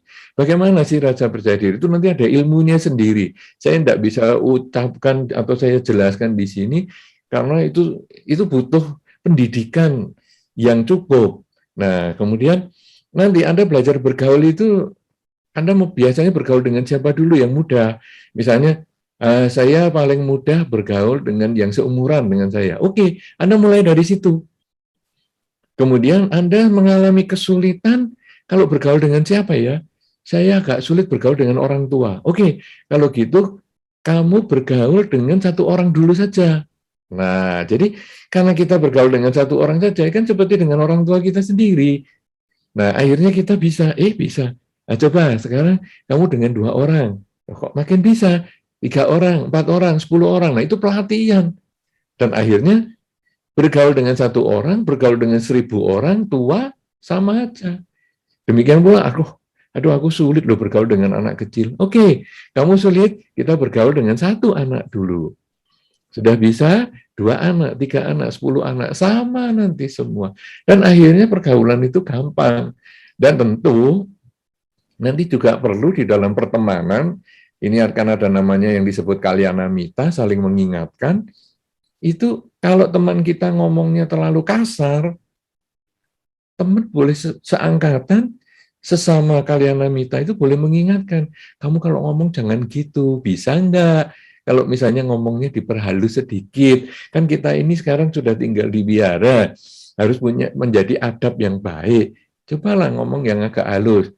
Kan kamu niatnya ngomong, misalnya, jangan duduk di situ, misalnya. Kamu kan niatnya mau ngomong itu, tapi kan itu umat, itu kan juga sesama kaliana mita. Kan kalau kamu katakan, jangan duduk di situ dengan nada yang keras kan juga nggak enak. Coba kalau kamu bisa mengubah dengan kalimat yang lain, misalnya, coba bisa nggak duduk di tempat lain, tempat ini mau saya bersihkan. Nah, dengan cara seperti itu, pelatihan-pelatihan seperti itu hasilnya nanti menjadi kebiasaan. Kita ini kan kebiasaan dari masa kecil kita. Nah, sekarang kita perbaiki di wihara ini supaya menjadi kebiasaan yang baru. Itu tadi yang saya pesankan kepada Atasilani di dalam satu kelompok, di dalam kepengurusan, bahwa gabungan dari Atasilani ini dari banyak tempat, banyak keluarga yang berbeda budaya, berbeda kemampuan, kepandaian, dan lain sebagainya. Latar belakang budaya, latar belakang keluarga berbeda-beda. Nah, ini untuk memberikan satu persepsi yang kurang lebih sama. Ini butuh latihan. Nggak bisa hanya asal-asalan kemudian otodidak semua, nggak bisa. Ini ada sistemnya. Nah, kalau kita sudah banyak, kita bikin sistem. Ya, karena kalau nggak seperti itu, nanti jadi acak-acakan. Karena standarnya nggak sama, kemampuannya nggak sama. Gitu. Kalau yang tinggi nanti menjadi sombong, yang rendah menjadi minder. Nah, jadi harus disamakan persepsinya. Ya, itu butuh pelatihan. Nanti satu ketika mudah-mudahan Anda kan sebagai anggota Astinda, satu ketika Anda akan mendapatkan pelatihan bagaimana meningkatkan kepribadian sehingga ada rasa percaya diri untuk berceramah, untuk bergaul, untuk berbicara dengan orang tua dan lain sebagainya, dengan anak-anak dan lain sebagainya. Anda punya percaya diri. Ya, begitu, Pak Silani. Baik, Bante. Terima kasih, Bante. Mandami. Terima kasih atas Silani Manawas ini. Jujur saya juga kagum dengan atas Silani, minimal di Malang itu dingin, bangun mesti pagi. Wah, saya cuma berapa hari besok-besoknya izin melulu sama Bante Kanti dulu. Jadi ya memang begitulah kehidupan. Ada yang di atas kita, ada yang di bawah kita, ada yang samping kita, depan kita, dan sebagainya. Tapi jalani hidup dengan baik, apalagi dengan bimbingan di sana banyak biku, ada bersama Nera, ada Atasilani, wah pasti PD-nya makin tinggi. Cuma memang saran Bante utama tadi bagus sekali ya, mungkin Silaguna dan teman-teman di Astinda mengenai kepribadian itu memang perlu. Itu memang agak berbeda nanti cara jalan bagaimana, kalau mau foto kakinya satu ke depan dan sebagainya lah gitu kira-kira supaya indah. Ya baik, itu memang ada teorinya seperti itu. Lanjut ini kepada saudara kita nih Bante, saudara Bante, saudara kita semua dari Los Angeles yang selalu hadir ini, Ibu Harita ini. Silakan Bu Harita, raisen dari tadi ya, mohon maaf. Silakan Bu. Pagi ya di sana ya. Bante, thank you, Ko Yani. Bante, kan di Maharashtra bilang bergaul dengan orang bijaksana adalah berkah utama. Ini masalahnya tetangga saya, orang Thai, itu sangat-sangat religius ya. Tiap pagi aja jam 4 udah berdoa, rajin ke wihara. Tapi yang bikin saya kaget, kan dia sering curhat ke saya. Ternyata dia itu sering mencuri uang suaminya. Suaminya orang Amerika. Perbedaan usia ada 35 tahun lebih lah gitu kira-kira. Jadi karena itu saya kan kaget. Apakah saya berhenti bergaul dengan dia? Kalau saya berhenti bergaul dengan dia, berarti saya menjudge seseorang gak baik. Bagaimana Bante? Terima kasih. Ya. Menarik sekali. Jadi di dalam masyarakat, seperti yang barusan saya juga sampaikan, kita ketemu dengan orang yang lebih baik daripada kita dan ada yang lebih buruk daripada kita. Tetapi ingat, yang lebih buruk dari kita satu sisi itu, bisa juga dia punya kebaikan yang lebih dibandingkan kita di sisi yang berbeda. Tetangga yang tadi, mungkin dia punya kekurangan yang kita tidak melakukan, yaitu misalnya mengambil uang dari pasangannya. Tetapi mungkin dia punya nilai kelebihan, yaitu dia rajin baca paritan dan sebagainya. Nah, apakah itu menghalangi pergaulan kita? Tidak. Kita tidak usah ngurusi yang dia melakukan. yang kita tidak suka, kita urusan saja dengan yang kita suka. Karena kalau kita nanti yang tadi dikatakan di dalam Dhamma tadi, jangan bergaul dengan orang yang tidak bijaksana. Tapi kemudian kan ada juga kata-kata dalam Dhamma yang mengatakan, kalau tangan tidak luka, pegang racun pun tidak masalah. Jadi kalau batin kita sudah kuat, kita bergaul dengan siapa saja nggak masalah. Ya, apalagi kalau di rumah nggak ada suami, kan apa yang mau diambil? Kan tidak ada. Jadi itu tidak perlu menghalangi pergaulan kita. Jadi kita tetap bisa saja bergaul dengan dia, kita mengambil nilai-nilai positif yang ada di dia, demikian pula dengan orang lain. Ketika kita bertemu dengan orang lain dan punya kekurangannya, abaikan kekurangannya, kita nggak usah pusing. Karena kita tidak akan meniru, kita jadikan kekurangan dia sebagai pelajaran, supaya kita tidak melakukan. Kemudian kita mengambil nilai-nilai positif dan kita tetap bergaul dengan dia, tidak masalah. Ya, karena kita pun juga punya kekurangan. Kenapa orang lain kok mau bergaul? Karena orang lain bisa memaklumi kekurangan kita dan melihat kelebihan kita untuk dijadikan teman dengan dia. Begitu ya. Jadi jangan terlalu gampang membatasi. Nanti ada si A omongannya suka gosip, abaikan gosipnya, itu sudah kita abaikan. Begitu dia gosip, kita nggak usah pusing. Tapi kita masih berteman dengan dia dan kita membahas hal-hal yang lain selain gosip. Misalnya bagaimana ya membahas mungkin tempat-tempat yang indah di dunia yang kita mau kunjungi misalnya, kan bisa. Ada juga si A itu suka mukuli pasangan hidupnya, itu urusannya dia, itu rumah tangganya dia, tapi dia itu pandai di dalam misalnya teori dharma misalnya, ya sudah kita belajar aja teori dharmanya, masalah prakteknya apa kita nggak mau pusing. Walaupun tadi saya sampaikan kadang-kadang kita lalu menertawakan, kamu kelakuannya gitu kok, teorimu muluk-muluk, tapi kita perlu untuk belajar dhamma dari dia, ya kita belajar aja, kelakuannya nggak usah ditiru, kan kita bisa milih yang baik dan yang buruk kita tinggalkan, yang baik kita jalani dengan kebijaksanaan, gitu ya. Modana Bante. Boleh tanya satu lagi nggak, Ko Yani? Boleh lah ya, ini dari jauh ini Ibu Harita selalu hadir dengan dari tamu. Silakan Bu. Thank you, Bante. Saya itu kan hobi bertanam ya. Kemudian beberapa hari yang lalu ini saya jadi merasa rada terganggu hati saya karena kan saya bikin kompos sendiri. Dan di kompos itu kalau udah jadi bagus itu kan banyak cacing tanahnya. Pada saat saya pakai kan saya sendok pakai scoop itu pasti ada cacing yang kepotong. Menurut teori cacing kepotong itu kan nggak mati ya, sebenarnya masih bisa kayak buntut cecak lah, Kak. Putus masih hidup bisa bertumbuh lagi. Apakah itu saya sudah menciptakan karma buruk telah menyakitin makhluk lain, Bante? Walaupun saya sudah coba hati-hati, Bante, sekopnya dari samping gitu loh, Bante. Toh kadang-kadang tidak terhindar kepotong itu cacing. Terima kasih, Bante. Iya, karma adalah niat. Jadi kalau Anda tidak punya niat untuk melakukan sesuatu yang buruk, ya bukan karma buruk. Cuman kalau itu sudah kejadian, ya kita harus lebih hati-hati lagi. Sudah hati-hati, tapi bisa lebih hati-hati lagi. Karena, ini ternyata berpotensi punya makhluk hidup nih, ada makhluk hidupnya ini. Ya. Tapi karma adalah niat. Kalau Anda tidak punya niat, ya tentu tidak termasuk karma buruk. Begitu ya. Oke.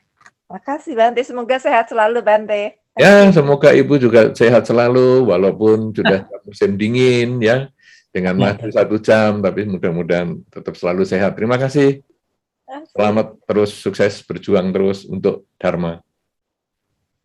Terima kasih Bu, dari jauh selalu hadir ya. Baik, mungkin pertanyaan tertulis dulu kali ini ya. Ada yang chat ya, kita boleh ditampilkan yang mana? Silakan kalau ada. Ini waktunya kita mesti agak cepat nih pertanyaannya karena kelihatannya banyak ini pertanyaan. Ada berapa? 1000. Oh ya udah, oke, silakan.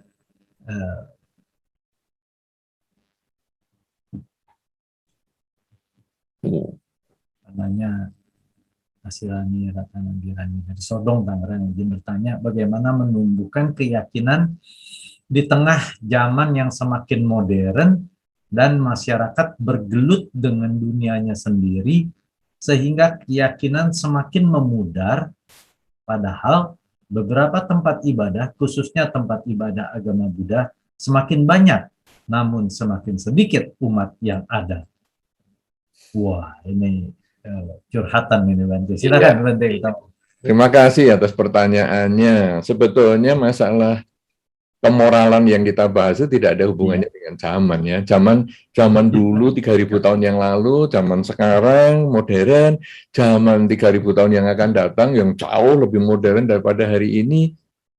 Sebetulnya masalah manusia itu sama, ketamaan, kebencian, dan kegelapan batin. Tidak menyadari hidup ini yang berubah, itu problem.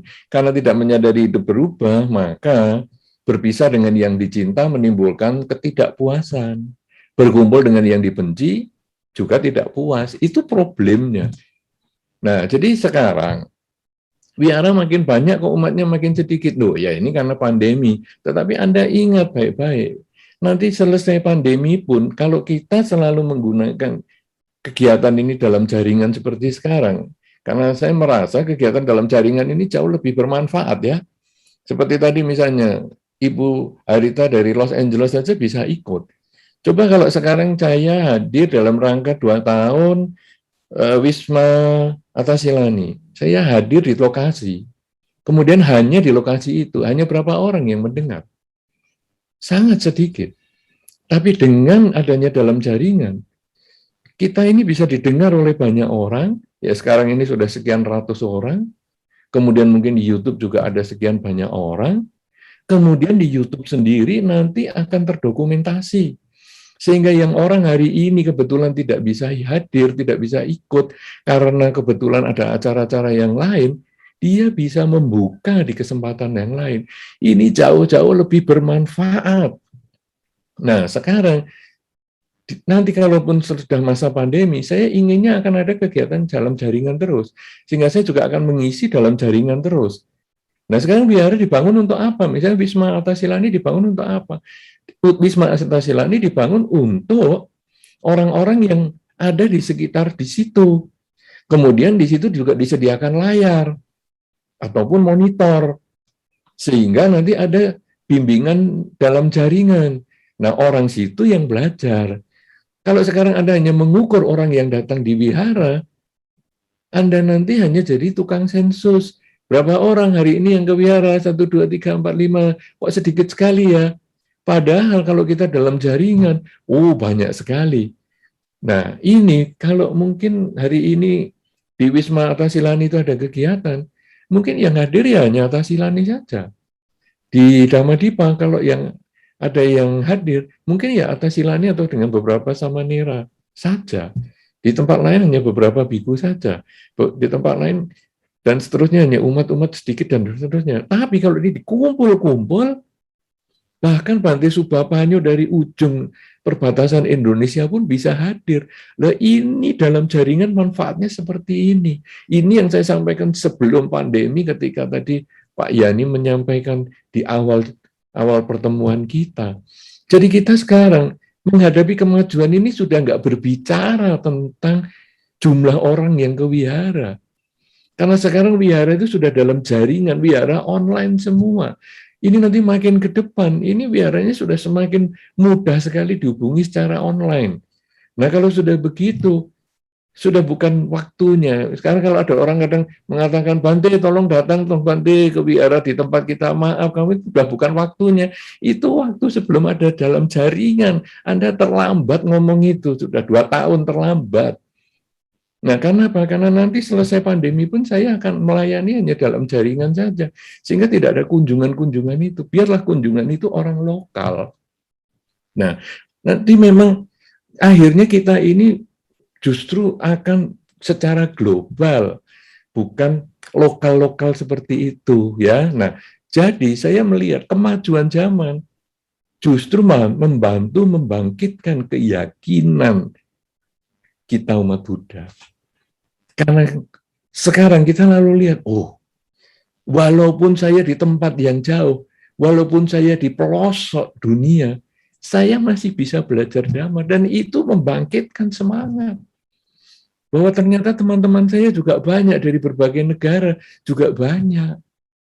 Ya, karena itu Ya, bolehlah Anda berpikir masih tentang lokal, tapi nanti satu ketika Anda akan memahami bahwa kita ini sekarang sudah bersifat global.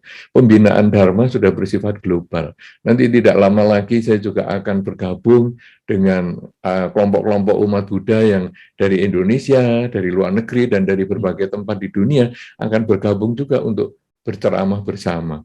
Jadi ini sudah global. Maaf ya, sudah tidak lokal lagi ceritanya sekarang itu. Ya, jadi mudah-mudahan ini bisa dimengerti dan dimanfaatkan sehingga di masa depan Anda tidak kaget kalau hanya ketemu monitor-monitor di wihara dan Anda duduk di situ mendengarkan Dhamma. Bahkan mungkin di rumah Anda pun Anda bisa mendengar dengan baik. Ceramah-ceramah seperti ini, bahkan orang sakit pun sekarang bisa mendengar. Dulu kalau saya harus ke wihara, orang yang sakit tidak bisa ke wihara karena masuk angin. Tapi Pak Yani kan sudah menyampaikan, aduh kena anginnya di Dhammadippa saja sudah masuk angin. Nah, tapi dengan sekarang bisa ceramah dalam jaringan gini, saya bisa datang ke rumahnya Pak Yani Dharma, saya bisa masuk ke kutiknya Atas Silani di Dhammadippa. Ya, coba. Ini kan luar biasa sekali. Dan ini satu kemajuan yang kita peroleh justru karena ada pandemi kemarin. Kalau nggak ada pandemi, kita nggak belajar teknologi ini. Ya, mudah-mudahan ini bisa dimengerti. Terima kasih. Lanjut Pak Yani. Ya, baik. Terima kasih, Bante. Ya, luar biasa nih. Memang semakin malam semakin hangat. Loh, kok semakin hangat ya? Karena bukan di Malang ini, Bante. Di Jakarta. Ya, baik-baik. Lanjut, ada yang raise hand. Kita hormati dulu teman kita yang raise hand. Silakan Tommy Salim. Silakan. Dibuka, boleh, Tom? Ada di mana kamu? Ya, sudah. Halo, ya sudah Ya, kedengaran. sudah, Tom. Ya, terima kasih Pak Yani atas kesempatannya. Nama budaya Bante. Budaya. Begini Tommy, Bante, saya dari Bandung, Pak. Oh, oke. Silakan Bandung. Perkenalkan, saya Tommy dari Bandung. Ya, saya mau tanya Bante. Jadi kan kalau saya sama istri kan ini apa sering melaksanakan dana. Khususnya ini kalau misalnya di jalan suka ada yang apa orang yang membutuhkan nih, tapi dia jualan. Nah, cuman kadang tuh sebenarnya sempat berpikiran nih, barang ini tuh sebenarnya kita nggak butuh. Cuman karena kasihan, kita beli. Nah, tapi setelah dibeli itu barangnya tidak terpakai, akhirnya dibuang juga gitu. Nah, kalau untuk bijaksana itu seperti apa ya, Bante ya? Terima kasih. Okay. Ya, bagus siap. sekali. Silakan. Baik, Saudara Tommy, bagus sekali. Ini satu kebiasaan yang baik dan mungkin bisa ditiru juga oleh teman-teman yang lain, bahwa kita kadang-kadang membantu orang dengan cara membeli itu juga bagus, karena itu tidak menghancurkan harga diri dia. Karena kadang kalau dikasih uang, dia ngomong, maaf ya, saya bukan pengemis, saya adalah penjual. Bagus, kan kita kemudian beli. Nah, kadang-kadang kita juga bisa menyampaikan begini, oke, ini barang sudah saya terima ya, terima kasih. Bisa enggak nanti kamu kasihkan kepada orang lain? Nah, itu ada beberapa juga begitu. Saya sudah melihat beberapa orang juga umat Buddha ada yang menyampaikan begini. Jadi dia beli makanan kayak pisang goreng begitu. Dia ngomong gini, saya beli pisang gorengnya ya, katakanlah 10. Kemudian saya beli lagi 50 pisang goreng, tapi kamu kasihkan nanti orang-orang yang datang. Jadi kalau ada orang beli, kamu boleh gratiskan dia. Atau kamu kasihkan ke orang lain yang memerlukan. Dan akhirnya itu jadi memberikan manfaat. Dia hanya butuh 5, ya dipakai 5, kemudian sisanya didanakan. Itu tidak menyinggung orangnya ya terima kasih, terus nanti orang akan ngomong, loh nanti kalau disalahgunakan gimana? Loh memang niat kita akan mau berdana. Kalau sekarang dia menyalahgunakan, ya itu urusannya dia. Yeah. Tapi sekarang kita niatnya mau berdana, nah ini kamu kasihkan ke orang lain. Nah Anda juga begitu, kalau Anda sekarang merasa, loh ini barang nggak butuh, oke, sekarang barang ini sudah saya beli, kamu nanti kasihkan ke orang yang merasa membutuhkan ini. Nah, itu juga boleh. Ya, tapi yang jelas, sikap Anda sudah betul. Anda sudah melakukan kebajikan yang baik. Anda sudah oke lah di dalam peradaban ini, termasuk sudah bagus karena Anda sudah mengembangkan kerelaan. Ya, bisa ditiru sama teman-teman yang lain juga itu. Begitu, terima kasih, Saudara Tommy, silakan. Lanjut. Terima kasih Bante. Saya selalu Bante. Baik, terima kasih Tommy. Saran saya sering-seringlah berdana ke Astinda. Wah, karena ini acara Astinda. Ya, tapi tetap semangat berdana itu berbagi itu luar biasa. Memang perlu dilatih. Pertanyaan chat dulu ya, dari chat lagi ya sekali. Tolong Sila bisa ditampilkan pertanyaan tertulisnya. Ini banyak yang raise hand, mungkin masih keburu nggak waktunya. Silakan, pertanyaan tertulis dulu deh.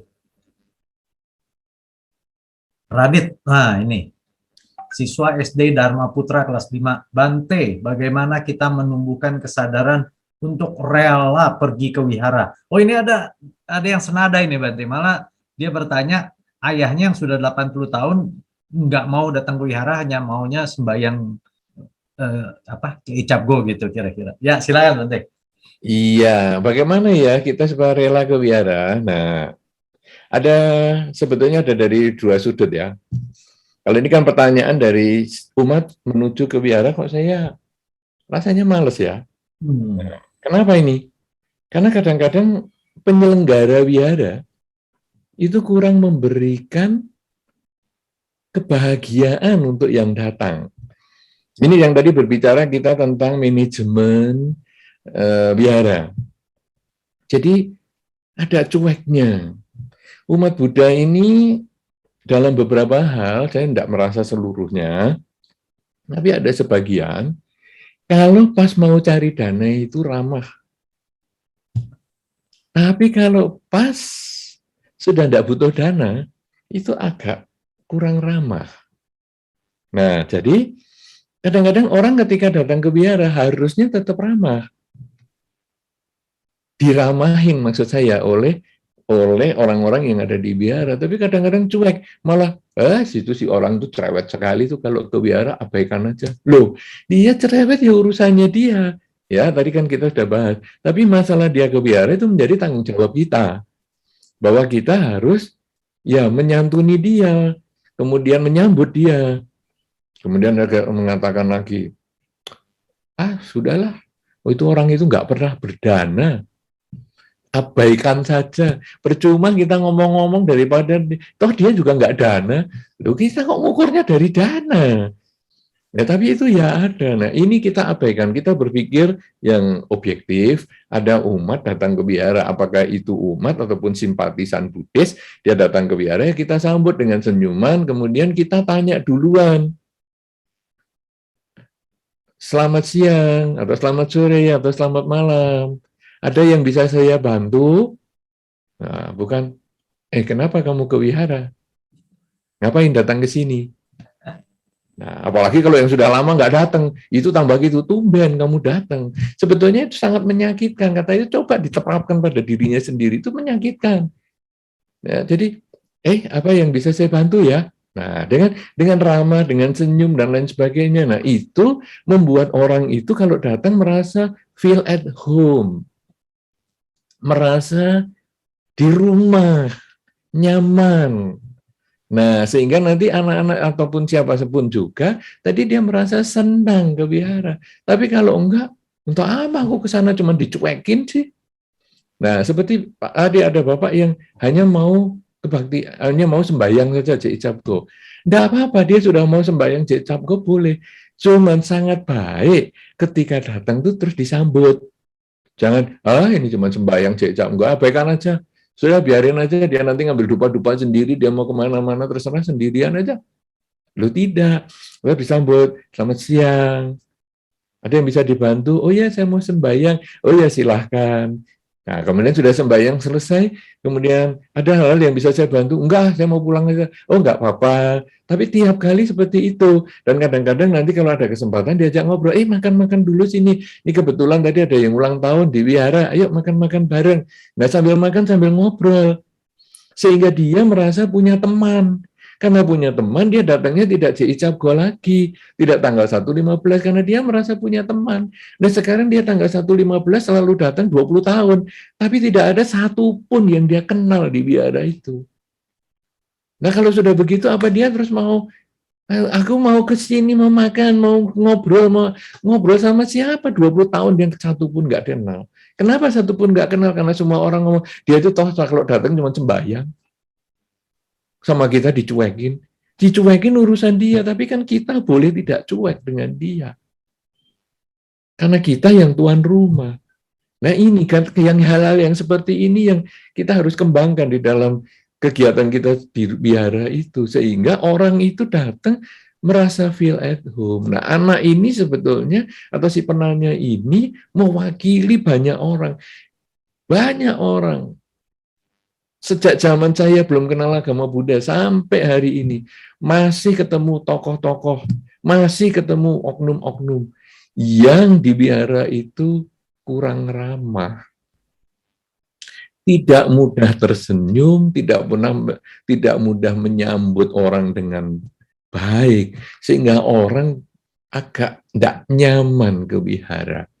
Nah ini sistem ini yang harus kita perbaiki, supaya jangan hanya kalau cari dana saja dia mukanya manis, tetapi juga kepada siapapun juga, bahkan bukan yang donatur pun, dia tetap manis, tetap tersenyum, dan tetap punya kerelaan untuk membantu.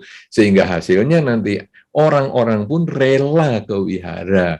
Dan di wihara sendiri, karena dia menjadi pusat untuk peradaban, dia bukan hanya kebaktian baca parita saja, tapi ada banyak kegiatan, sehingga nanti anak-anak pun atau siapapun juga begitu datang itu, dia merasa, aku suka ada vokal group, dia bisa ikut. Aku suka diskusi dhamma, dia bisa ikut. Aku suka belajar ceramah dhamma, dia bisa ikut. Aku suka belajar kepribadian, dia bisa ikut, dan seterusnya, dan seterusnya, dan seterusnya.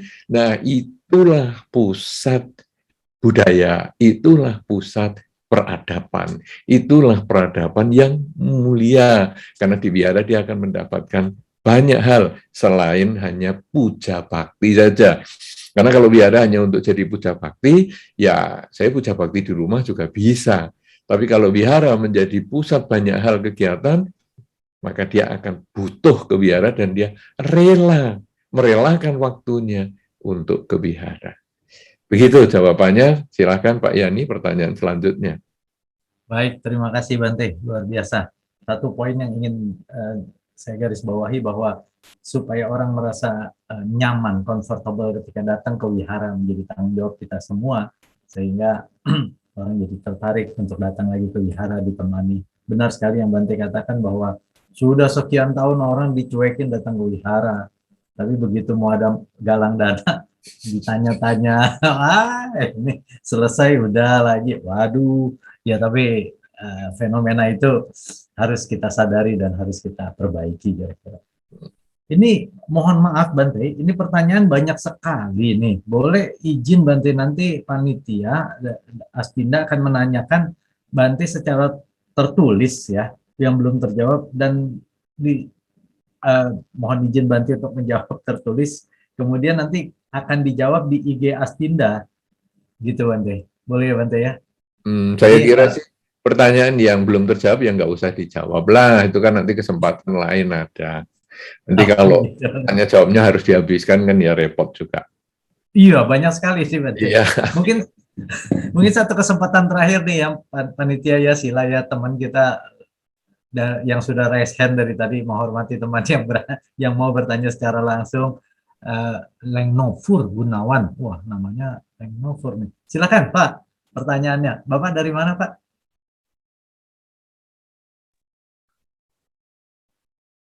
Silakan Pak. Silakan Pak. Selamat malam Pak Yani, Bandoan Bante. Saya dari Bekasi. Oh. Tempatnya Kusala Cita, Bante Damiko. Oh, Bante Damiko. Iya. Namanya nggak salah kan ya, Leng Novur gitu ya? Iya, panggil Aleng sehari-hari. Leng Novur itu Aleng, lahir November, kampung saya Sungai Purun di Pontianak sana itu. Oh. Jadi saya bikin nama sendiri waktu mau ke Jakarta itu. Kalau Gunawan tuh mudah-mudahan bermanfaat. Iya. Pak Alek, silakan.